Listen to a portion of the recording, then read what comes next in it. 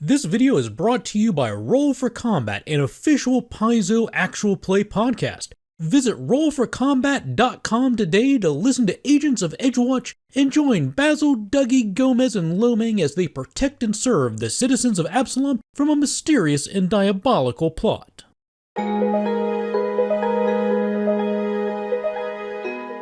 Hey everybody, Dave here, and I just wanted to take a brief moment to say thank you to everybody out there who pushed me over this milestone of 10,000 subscribers.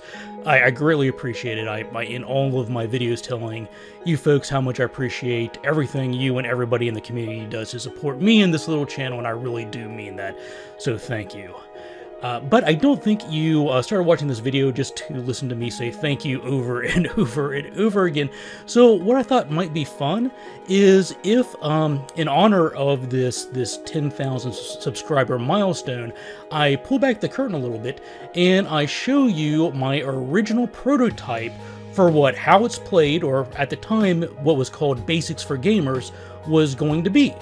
Now, before I dive into this and show you my original prototype, I want to make sure everybody understands that even though it's very different from what the YouTube channel is today, I have no intentions at all of stopping the YouTube channel and turning How It's Played into this other format that I'm about to show you.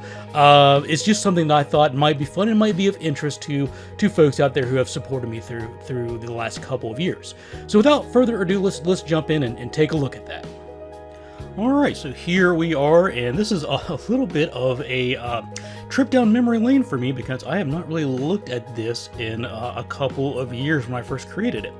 But before I get into this, the idea and what's really different about what I'm about to show you and the YouTube channel that you're all accustomed to is my original vision for Basics for Gamers, or How It's Played, was that it was going to be fully interactive online training. So the YouTube format is great, but it's completely passive. You're sitting there and you're listening to me lecture, and even though I try my best to use visual examples and scenarios to kind of paint a picture of how rules work, I find that learners always retain information better if they're actually engaging with their lessons. As this plays, the first couple of slides of this presentation are probably going to be very familiar, but really here is where it starts to get different. So here, to determine if cover applies, click on the icon of Navasi to the right of the screen, and then drag her icon and drop it on any of the highlighted squares to see how cover applies in her situation to the Space Goblin.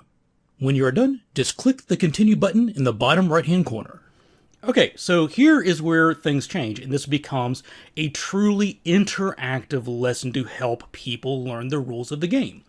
And so we have Navasi's picture here on the right, and if I click her, I can move her little icon wherever I want. And we have her ally here, and then we have a Space Goblin. And what we want to see is where can we put Navasi to determine if she has cover, or if the Goblin has cover from her, using the rules that were explained on the previous slide that I kind of skipped over. So, for example, if I drop her in this yellow square, we can see it draws the arrows, and we have our two rules. Are any of the lines blocked by an object? Well, none of these lines are blocked by an object. Is there a creature in the way? There's not a creature in the way, so we know that the Goblin does not have cover from Navasi. And then the learner could say, well, what if Navasi was standing over here? Well, now we see that the Goblin does have cover because 3 of the targeting lines do pass through another creature.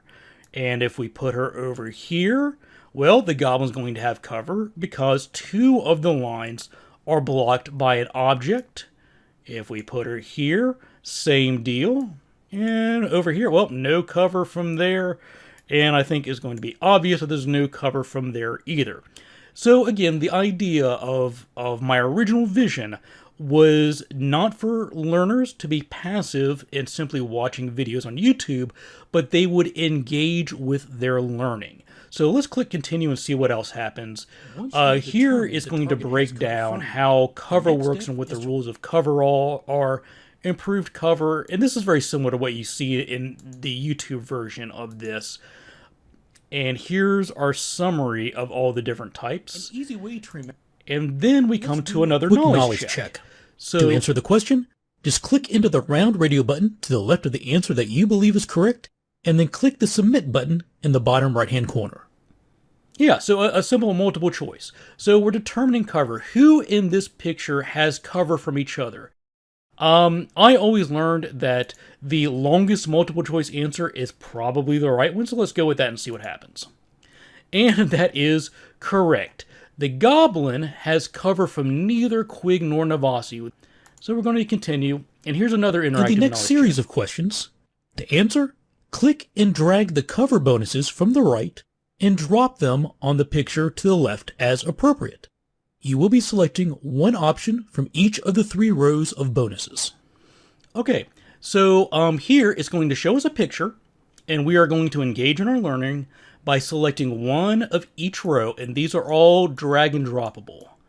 So, okay, so this is soft cover, and I'm going to probably embarrass myself by not really recalling what the rules in Starfinder are. But I'm going to say you get +2 KAC, so it locks that in, and it takes away the other options for that row. And you're going to get no reflex bonus. I do know that. You do not get a reflex bonus from soft cover because it's assumed that these furry little guys are going to jump out of the way of the blast just like you are. And then I'm going to say 2 EAC. And incorrect. Well, I got that one wrong, but soft cover grants +4 KAC, +4 EAC, and no reflex bonus. Had I actually paid attention to the previous lessons, the previous slides, I probably would have caught that and learned that. So now we have our character is behind 45% cover. I'm going to call that partial cover, which I think is going to be +4 KAC, +2 reflex, +4 EAC, and it's incorrect. I blew another one. Again, I probably should have paid attention to the lesson before I did this, but hopefully you folks can see the difference here between this that is engaging you actively in your own learning versus a passive YouTube video that you might be watching. So I think now we're on the right track. So this is going to be +4 KAC, +2 reflex, +4 EAC, and I got that one right. Click correct. Last one, if you're behind 90% cover, well, that should be pretty easy. It's going to be all these ones on the far left, 8, 4, and 8, and that is correct. And here we get a brief summary. The basics of cover. Click through to the end. And that's it. That's it in a nutshell. That was my original vision for Basics for Gamers, or how it's played. And I kind of figured I might have different curriculums on the website that were based on Pathfinder proficiencies. Like there'd be some very, very basic things for brand new people to role-playing and the game system. And completing that curriculum of lessons would make you trained, and then there'd be another level that if you completed those you'd be expert, and then a higher level for master, and then finally the super ridiculously hard lessons would give you a legendary certification in your rules knowledge for whatever the game system may be, Starfinder, Pathfinder, whatever. So that's it. That is the original proof of concept, the original prototype for what How It's Played or Basics for Gamers was going to be. Again, I have no plans at all to change anything that I'm doing, to leave the YouTube and go to that format or start doing that format. There's a whole lot of complications, not the least of which is that courses and lessons like that take way more time to produce than I realistically have free at the moment. But I just thought you folks might enjoy seeing that original dream and idea I had. And as always, I just want to say thank you one more time for everything you folks have done to put me at 10,000 subscribers and hopefully many more. I greatly appreciate you leaving your comments and all of your suggestions, and subscribing to the channel, obviously, and also subscribing to the Patreon. And with that, as always, thanks for watching, take care, and happy gaming.